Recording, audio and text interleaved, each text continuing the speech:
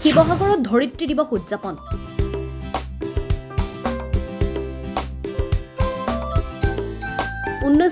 চনত স্থাপন কৰা শিৱসাগৰ হাইস্কুলত আজি নেচাৰ্ছ বেকন ৰংপুৰ আঞ্চলিকৰ উদ্যোগত আৰু শিৱসাগৰ হাইস্কুলৰ সহযোগত ধৰিত্ৰী দিৱস উদযাপন কৰা হয়।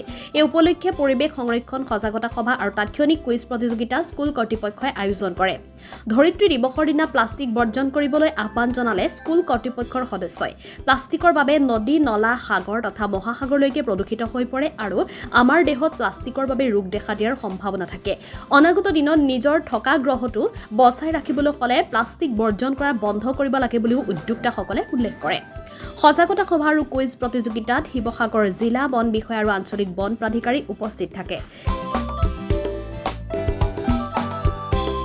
আজি 22 এপ্ৰিল 2024 এইটো অতি ধৰিত্ৰীৰ কাৰণে পৃথিৱীৰ কাৰণে অতি গুৰুত্বপূৰ্ণ দিন আৰু এইটো 1970 চনৰ পৰাই ইয়াক পালন কৰা হৈছে 21 মাৰ্চত প্ৰথম, তাৰপিছত 22 এপ্ৰিলৰ পৰা এই দিৱসটো গোটেই বিশ্বতে পালন কৰি অহা হৈছে। আজি ধৰিত্ৰীৰ আটাইতকৈ দুৰ্ভগীয়া দুৰ্দশা এটা অৱস্থা হৈছে। প্ৰকৃতিৰ জীৱশ্ৰেষ্ঠ মানুহে সকলোবিলাক ক্ৰমান্বয়ে ধ্বংস কৰি আহি এটা চূড়ান্ত পৰ্যায়ত পাইছেহি। আজিৰ দিৱসটোৰ বিশেষ তাৎপৰ্য হৈছে, প্ৰকৃতিৰ বহুত ধৰণৰ দিৱস আছে, তাৰ ভিতৰত আমি বিশেষকৈ আজি 22 এপ্ৰিলৰ যিটো দিৱস, সেই দিৱসৰ তাৎপৰ্যটো হৈছে প্লাষ্টিক বনাম পৃথিৱী, প্লেনেট ভাৰ্চেছ প্লাষ্টিক। তো প্লাষ্টিকে এনেকুৱা ধৰণৰ আমাৰ ব্যৱহাৰ হৈছে, সেই প্লাষ্টিকৰ পৰা গোটেই বিশ্বখন কোঙা কৰি মৃত্যুমুখলৈ আমাক টানি লৈ গৈছে।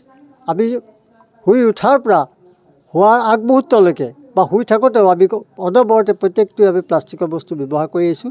কিন্তু প্লাষ্টিকৰ পৰা ইমান আৱৰ্জনাৰ সৃষ্টি হৈছে, সেই আৱৰ্জনা এতিয়া গৱেষকসকলে অধ্যয়ন কৰি দেখা পাইছে যে মাতৃৰ দুগ্ধ, চাউল, গাখীৰ, আনকি নিমখত পৰ্যন্ত এই প্লাষ্টিক অন্তৰ্ভুক্ত হৈছে। তাত মিহলি হৈ গৈছে মাইক্ৰ' কণা হিচাপে, আৰু সেইখিনি আমি সেৱন কৰিছোঁ। প্ৰত্যেকটো খাদ্যৰ লগতে এইবিলাক আছে, সেইবিলাক সেৱন কৰিছোঁ আৰু সেৱনৰ ফলত আমাৰ শৰীৰৰ বিভিন্ন ধৰণৰ অংগ প্ৰত্যংগ ক্ৰমান্বয়ে দুৰ্বল হৈ আহিছে। তো গতিকে এই কথাটো আমি ৰাইজক অৱগত কৰিব বিচাৰোঁ যে প্লাষ্টিকৰ পৰা আমাৰ যিমানখিনি অসুবিধা সৃষ্টি বা আমাৰ যিবিলাক দুৰ্দশা হৈছে, সেই দুৰ্দশাৰ পৰা যে আমি সাৱধানে থাকোঁ, আমি তাৰ পৰা সেই ভয়াৱহতাৰ পৰা আঁতৰি থাকোঁ আৰু সেইখিনি ব্যৱহাৰ, আমি প্লাষ্টিক ব্যৱহাৰটো বিশেষকৈ আমি যাতে ৰোধ কৰিব পাৰোঁ।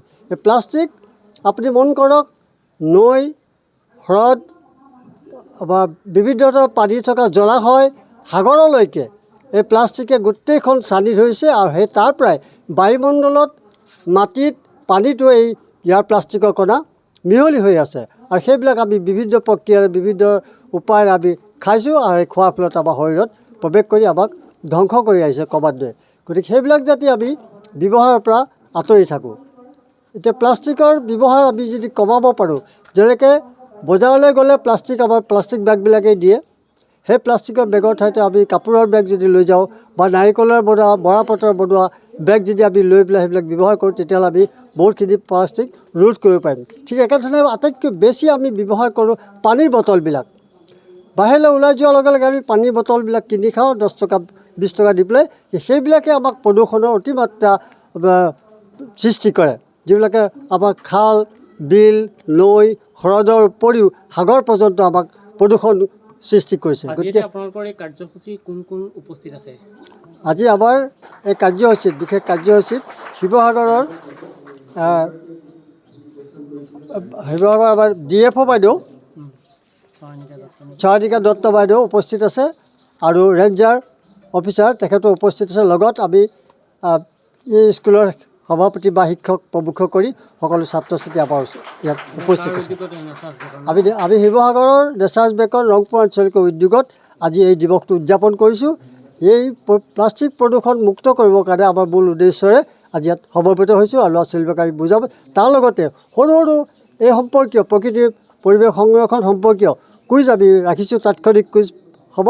সেই কুইজ প্ৰতিযোগিতাত তেওঁলোকে অংশগ্ৰহণ কৰিব, তাত যিসকলে উত্তৰ দিব লগে লগে আৰু তেখেতসকলক আমি পুৰস্কৃত কৰিম।